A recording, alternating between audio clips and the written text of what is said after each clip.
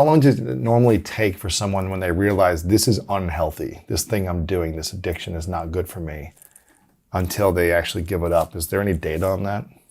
I couldn't answer that one. Yeah. I think it's a highly variable and individual issue. It has to do with what resources they have to heal. It has to do with what support they have. It has to do with what cost this habit is exacting on their lives. It has to do also with some belief that there's a part of us that's actually healthy and we can get in touch with it. There has to be a whole combination of factors. And it's very, very individual. Also, It also depends, of course, the degree of trauma a person suffered. And addictions are always about, like, you've heard my definition of addiction, and I'm sure if I asked you, like if I'm talking to 1,000 people, put your hands up if according to my definition you've got an addiction, virtually everybody in the room will put their hands up. Maybe there'll be 2 liars who, but 998 would. And then I asked them, not what was wrong with the addiction, but what was right about it. What did you get from it? So if I asked you that, so you've had your addictive behaviors. If I asked you, I don't care what it was to, but if I asked you, what did you get from it? What would that be? You get some type of relief, you get some type of pleasure, you get some type of, specifically. What do you get from it? What do you get from it?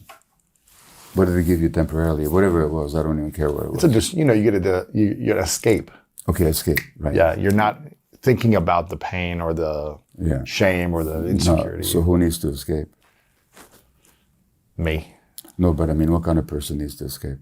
Oh, a scared person. Scared person is somebody who's imprisoned, isn't it? Mm-hmm. Somebody who's not free. It's trapped. Yeah, somebody's trapped, exactly. And I know in your book on toxic masculinity, you talk about being trapped. Trapped is the very word you use. Yes. And I felt trapped most of my childhood. That's the whole point.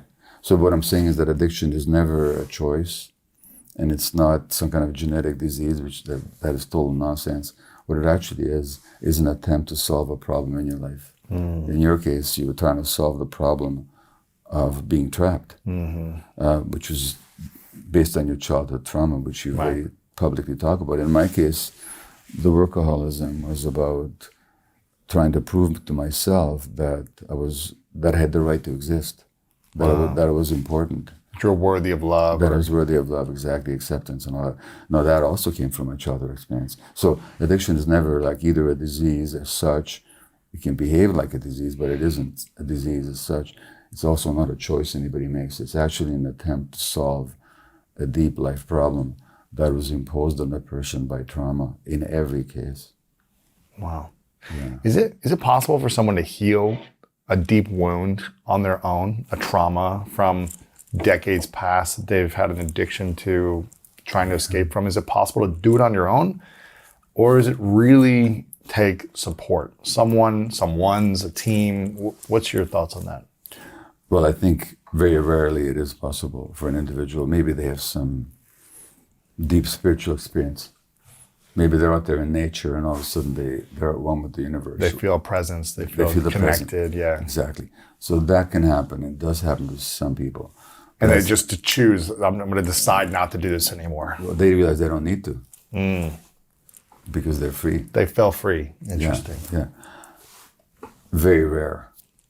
For most of us, people, beings that walk this earth, it takes a lot of self-awareness. It takes a lot of support, connection, guidance. So I'd say, if you're listening and you've got one of these issues where you're addicted to something in the way that Louis and I are just talking about, don't wait for that miraculous moment. Get the help, because you have a much better chance that way. Yeah. So what would you say is the root cause of all addiction then? Is it feeling a wound? Is it feeling trapped by something that's happened in the past? The being trapped itself is a sign of a wound.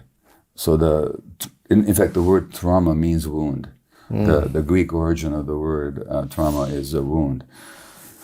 So children who are hurt, but they're not supported, seen, accepted, and helped, they get trapped in a wound. And being trapped in a wound and being trapped in the behaviors to escape from the wound, that's how the trauma shows up in our lives. Interesting. And in our culture and our society. I talk about this in my book as well, about how as a young boy growing up in the Midwest, Yeah. in Ohio, I didn't see examples of older men or athletes that I aspired to be like talking about their emotions or talking about healing or talking about, I had a trauma, talking about how to, navigate the full range of emotions. It was more, you just get made fun of if you cried. Yeah. You get picked on and called, things you don't want to be called. You're kicked out of the tribe. You're not accepted in the tribe in your, boys group growing up. Yeah. And so I feel like culturally, there's a lot of pain with men and women, obviously, but that it seems to be is causing a lot of the stress in the world right now. It's just this cultural pain. Well, if I may be self-serving, my new book is called The Myth of Normal: Trauma, Illness, and Healing in a Toxic Culture. So it's just as you say, the trauma that people are experiencing massively isn't just personal to them. It's also a sign of a culture that's completely out of whack. Mm-hmm. And when I say out of whack, the things we consider, the reason I call the book The Myth of Normal, is what I'm saying is that the things that are considered normal in society are not at all normal from the point of view of human life and human needs. It's not healthy. Or it's totally unhealthy, so that the addictions and the diseases and the mental illnesses that people develop are actually normal responses to an abnormal situation. Mm-hmm. So that whatever addiction you had, or even this mask of rigid masculinity that you tried to adopt for a while until it cracked for you. Right, needing to win, needing to be the best, needing to... But that was a normal response. To survive. To survive, exactly. So that the abnormality wasn't in you, it was in the situation that you're in. That's what I mean by a toxic culture. Yeah. And I know, again, in your book, you talk about these public figures that all of a sudden you realize we're talking about their emotions. Yeah. But that's fairly new.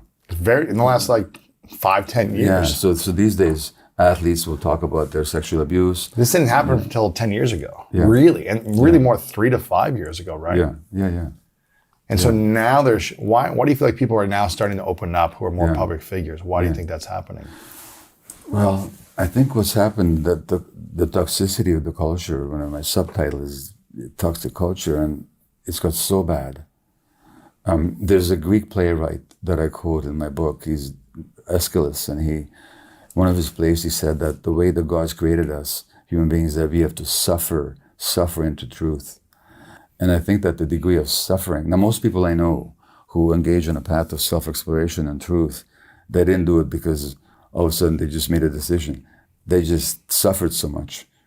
So the suffering can actually wake you up. And I think, to answer your question, this society has got to the point where the suffering is so intense and so widespread that something had to crack open. Thank you for watching this video. If you want more inspiring clips like this, make sure to click right here to subscribe and click right here to watch that next video that is specific to support you in your life.